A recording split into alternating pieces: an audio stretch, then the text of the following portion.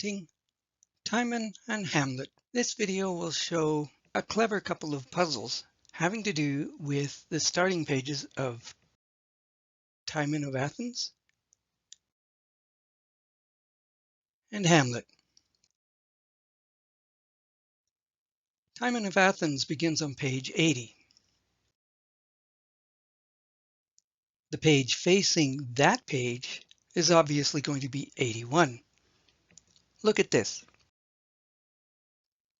8 plus 0 equals 8. 8 plus 1 equals 9. And 8 plus 9 equals 17. Hamlet begins on page 152. As with Timon, the facing page to this title page would be 153. 1 plus 5 plus 2 equals 8. 1 plus 5 plus 3 equals 9. Together, 8 plus 9 equals 17.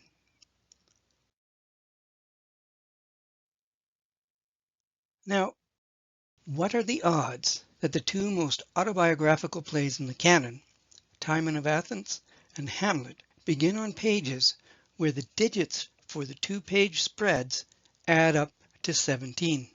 There are clues that this is exactly what we are to see. Both of the title blocks in the top line of the titles have misspelled words. Timon is spelled with a Y, and yet all throughout the rest of the text, even the headers, it is spelled with an I. Tragedy, in the tragedy of Hamlet, is spelled I-E, whereas we know the proper spelling of tragedy is with a Y. The tragedy of Coriolanus, the title page for that play, is spelled properly with a Y. If we do a gematria sum of the top lines of these two titles, we get the following. The Life of Timon, spelled with a Y again, adds up to 163. The Tragedy of, in the Hamlet title page, is 119, which is 17 times 7. Adding up the two sums, we get 282. As with other puzzles, we can subtract things that are different from a sum, if it seems kind of logical. In this case, we can subtract the number of uppercase letters, or the number of letters, on the top lines of both of these titles. 282 minus 27. The answer is 255, and the result is divisible by 17. 17 times 15 is 255. It was quite some time after I discovered this that it suddenly occurred to me whether or not the number 15 is meaningful.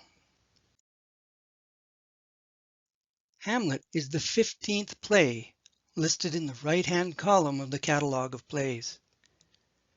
What are the odds that this also adds up to a number that is significant? Here we have the two most autobiographical plays in the canon. Timon of Athens, which describes De Vere's fall from grace and wealth through excessive patronage of the arts, and Hamlet, whose allusions and personal references are too great to be numbered in a single video. This is further proof that Edward de Vere, the 17th Earl of Oxford, was Shakespeare.